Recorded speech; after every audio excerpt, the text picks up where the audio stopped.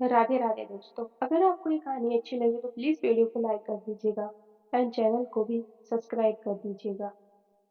दोस्तों, मेरा नाम विजय है। मैं राजस्थान का रहने वाला हूँ। मेरी उम्र 28 साल है।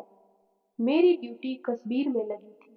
मेरी शादी 1 साल पहले हुई थी। दरअसल हुआ ही था कि मैं अपनी ड्यूटी पर था और एक दिन मुझे मेरे घर से फोन आया, तुम्हारे लिए लड़की देख ली है, तुम घर आ जाना छुट्टी लेकर। मैंने कहा ठीक है। मैंने सबसे बात की और 2 दिन की छुट्टी ली। मैं घर गया। घर वालों ने कहा, हमने फतेहपुर गांव में एक लड़की देखी है, तुम चलो तुम्हें भी लड़की दिखा देते हैं। अगर तुम्हें पसंद हो तो तुम्हारी शादी उससे कर देंगे। मैंने घर वालों को मना किया कि मुझे अभी शादी नहीं करनी है। मम्मी पापा कहने लगे कि बेटा शादी तो करनी ही पड़ेगी, तो 28 साल के हो गए हो और हमें भी तो बुढ़ापे के लिए कोई ना कोई सहारा चाहिए ना। बहू आएगी तो हम दोनों का ख्याल तो रखेगी। मैंने मम्मी पापा की बात मान ली और मैं लड़की देखने चला गया। मैं लड़की वालों के घर गया। मैंने लड़की देखी। लड़की का नाम शकुंतला था। दिखने में वह बहुत खूबसूरत थी। उसकी बड़ी-बड़ी आँखें, सुराही जैसी गर्दन, गठीला बदन और उसकी चाल तो पूछो ही मत। मैं तो देखते ही उस पर फिदा हो गया। अब मेरी भी इच्छा जाग चुकी थी शादी की, तो मैंने जितने जल्दी सब अरेंजमेंट करवाया और शादी कर ली। शादी के 15 दिन बाद मैं अपनी ड्यूटी पर चला गया। 15 दिन में अपनी बीवी के साथ रह मैं जितना उसे जानता था वह बहुत अच्छी थी।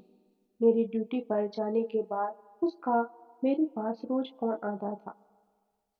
एक दिन की बात है कि सारा दिन उसका फ़ोन नहीं आया। मैंने फ़ोन लगाया तो शकुंतला ने फ़ोन नहीं उठाया। मैंने सोचा कोई बात नहीं, किसी काम में बिज़ी हो गई।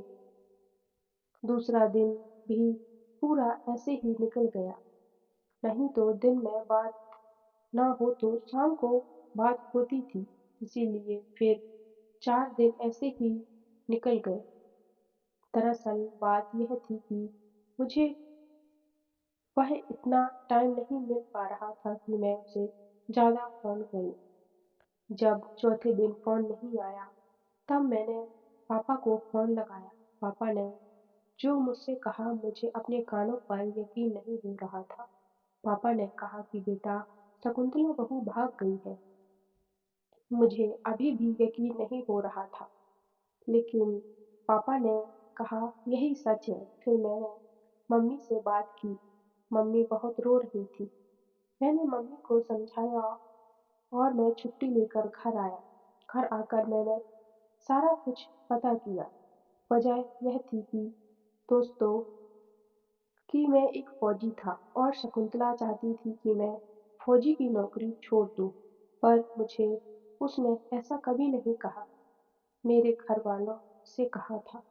घर वालों ने मुझे कुछ नहीं बताया इस बारे में। फिर मैं शकुंतला के घर गया। साथ में मैं अपने मम्मी-पापा को भी ले गया और मैं उसके घर जाकर बात की तो शकुंतला खिड़की पर बैठी थी। शकुंतला ने मुझे देखा तो खिड़की बंद कर ली। मेरे साथ इतना कुछ थोड़े दिनों में हो गया था कि मुझे समझ में नहीं आ रहा था कि मैं क्या करूं। मैं उसके घर पर जाकर बैठ शकुंतला की मम्मी आई और मेरे पैर पकड़कर मुझसे माफ़ी माँगने लगी।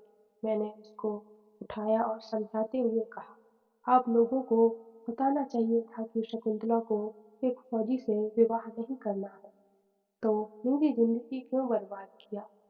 आप लोगों ने। मेरे चिल्लाते ही शकुंतला बाहर आ गई और मैं शकुंतला के पास दौड़ता हुआ गया। मैं चिल्लाते हुए शकुंतला को कहा, अगर तुम्हें मेरे साथ नहीं रहना था तो तुमने शादी क्यों की? क्या तुम्हें पता नहीं था कि मैं फौजी हूँ? शकुंतला ने कहा, जी, मैं जानती हूँ कि आप एक फौजी हैं, लेकिन मुझे आपके साथ नहीं रहना है। यही सच है। मैंने शकुंतला से पूछा, तुम मेरे साथ क्यों नहीं रहना चाहती? इसीलिए कि मैं एक फौजी हूँ। मैं अपनी फौज की नौकरी छोड़ दो, यही चाहती हो ना तुम? तो ऐसा कभी नहीं होगा। तुम्हें मेरे साथ रहना है तो रहो, नहीं रहना तो मत रहो। मैं यहाँ से जा रहा हूँ। इतना कहते ही मैं अपने मम्मी-पापा को अपने साथ वहाँ से ले आया और घर आ गया। मैं वापस अपनी ड्यूटी पर चला गया। 6 महीने के बाद मेरे पास शकुंतला का फ़ोन आया। मैंने फ़ोन उठाया और शकुंतला की आवाज़ आई। मैंने फ़ोन काट दिया। फिर दोबारा शकुंतला का फ़ोन आया तो मैं बात की। शकुंतला कह रही थी कि मुझे आपके साथ रहना है। मैंने मना किया लेकिन उसकी आँखों से जैसे बारिश हो रही थी, ऐसे आँसू गिर रहे थे। मैंने शकुंतला को समझाया और मैंने कहा कि मैं छुट्टी लेकर आ रहा हूँ घर, तो वहीं बैठकर बात करेंगे। 5 दिन बाद मैं घर लौटा और शकुंतला को पता था कि मुझे घर आना है तो शकुंतला अपने मम्मी-पापा के साथ मेरे घर पर आ गई थी। मैंने शकुंतला से कहा, अब क्यों तुम मेरे घर आई हो? मैं तो एक फौजी हूँ ना, फौजी से तो तुमको नफरत है। वह हाथ जोड़ने लगी और कहने लगी, मुझसे गलती हो गई, आप मुझे माफ कर दीजिए। पर मैं उसे माफ करने के लिए तैयार ही नहीं था। पर घर वालों का सबका कहना था कि मैं शकुंतला को माफ कर दूं, तो मैं घर वालों की बात सुनी और मैं शकुंतला को माफ कर दिया। मुझे शकुंतला के घर वालों से यह भी पता चला था कि शकुंतला का किसी के साथ अफेयर चल रहा है। मैंने शकुंतला को अपना तो लिया था, पर मैंने उसे पत्नी का दर्जा अभी तक नहीं दिया। क्या मैंने सही किया दोस्तों? कमेंट सेक्शन में ज़रूर बताना। उसका 2 पार्ट चाहिए तो उसके लिए भी कमेंट ज़रूर करना। राधे राधे।